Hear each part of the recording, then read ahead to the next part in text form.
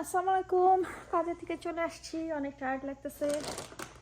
আসার সময় কিছু গ্রোসারি করে আসছি, আপনাদেরকে দেখাই আমার হাজব্যান্ড কি নিয়ে আসছে। এটা হচ্ছে যে বড়ই, বাংলাদেশে আমার মনে আছে এগুলো হচ্ছে বারবিজ বড়ই বলে, পাকনা বড়ইগুলি, মিষ্টি বড়ইগুলি। এক প্যাকেট নিয়ে আসছিল, $7 or $8 নিছে। আমার এত ভালো লাগছে এগুলি দেখে, আমি পুরো প্যাকেট খাওয়ার পরে মনে হয়েছে যে আমি বড়ই খাইতেছি। আলহামদুলিল্লাহ সব কিছুর জন্য। আমি এখানে চিংড়ি মাছ বের করেছি, এক প্যাকেট, মনে হয় 4 পাউন্ড বা 5 পাউন্ড। দেখেন সাইজগুলি মাশাআল্লাহ ভালোই আছে। আমি সবগুলি চিংড়ি মাছ কেটে নিব, তারপর রান্না বসাবো। আমি একটু দেখিয়ে দিই আমি কি কি নিয়ে আসছি। আমি এটা হচ্ছে ভাজা বাদাম 2 প্যাকেট নিয়ে আসছি।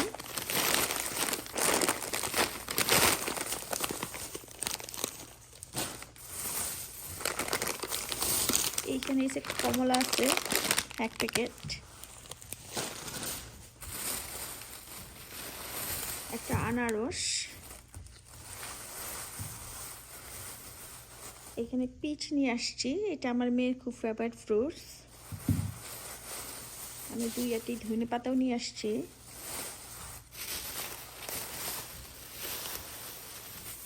এখানে আমি একটা পাকা পেঁপে নিয়ে আসছি। এটা হচ্ছে বাঁধাকপি। এখানে আমার মেয়ের জন্য এটা হচ্ছে ব্রাউনি, এটা হচ্ছে কুকি, চকলেট চিপস কুকি। আমি অল্প করে আঙ্গুর নিয়ে আসছি, কারণ শীতের দিন আমার আঙ্গুর ভালো লাগে না। এটা হচ্ছে ব্ল্যাক আঙ্গুর, এটা হচ্ছে মিনি ব্যানানা, এটা হচ্ছে স্ট্রবেরি। দেখেন সাইজ মাশাআল্লাহ, এই স্ট্রবেরিটা দেখে আমার এত ভালো লাগছে, এই জন্য এক বক্স নিয়ে আসছি। এটা হচ্ছে অ্যাপেল, অর্গানিক অ্যাপেল। এটা হচ্ছে গ্রিন আঙ্গুর। আমি এখানে 4টা শসাও নিয়ে আসছি। এই টুকিটাকি বাজার। এই তো এখানে আমি 2টা স্ট্রবেরি কেটে দিয়েছি, আমার মেয়েকে এখন খাবে। আমি একটু সল দিয়ে দিচ্ছি। দেখেন স্ট্রবেরি এত বড় ছিল, 2টা স্ট্রবেরি কতগুলি দেখা যাচ্ছে। আজকে ভাবছি সব সহজ রান্নাগুলি করে নিব, কারণ রাত তো অনেক হয়ে গেছে। আজকে আমি একটু ঘন ভুনা ডাল রান্না করবো।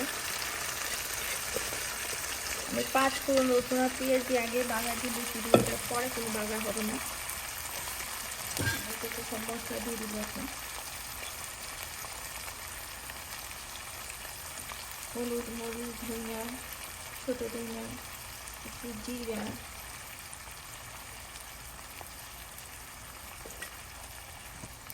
একটা তেজপাতা, লবণ দিয়ে আমি এটা একটু কষিয়ে নিব। তারপরে আমি পানি দিয়ে দিব। আমি কষানো ডালের ভিতরে আমি টমেটো দিই, টমেটো আমার খুব ভালো লাগে যে কোনো ডালের ভিতরে, একমাত্র বুটের ডালে আমি টমেটো দিই না। এখন আমি কষিয়ে নিয়ে পানি দিয়ে দিব।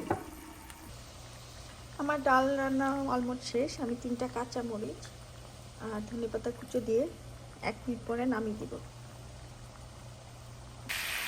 আমি এখন পালং শাক রান্না করে নিই। এখানে আমি পেঁয়াজ, রসুন কুচি আমি মশলা দিয়ে কষিয়ে নিয়েছি, আর আমি আলাদা করে চিংড়ি ভেজে রেখে রেখেছি। এখন পালং শাকটা দিয়ে দেবো।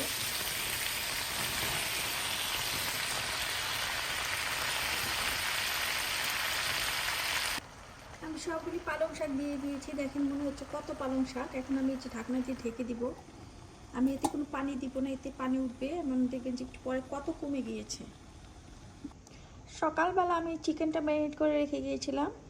এখন এইখান থেকে আমি এয়ার ফ্রায়ারে দিয়ে দিব চিকেন আমার মেয়ের জন্য। আমার মেয়ে সব খাবে, কিন্তু চিকেনটাও লাগে, এই জন্য চিকেন আমি কিছু করে নিব এয়ার ফ্রায়ারে।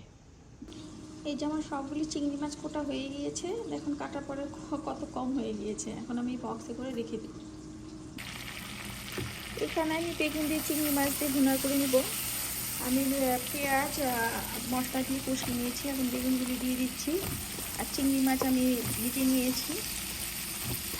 বেগুনটা কষানো হয়ে গেলে আমি এটার সাথে অল্প পানি আর চিংড়ি মাছ একসাথে দিয়ে অল্প একটু রান্না করে নামিয়ে ফেলবো। আমার তরকারি হয়ে গিয়েছে। আমি এখন ধনিয়া পাতা আর কাঁচামরিচ দিয়ে 10 সেকেন্ড রেখে আমি নামিয়ে দেবো।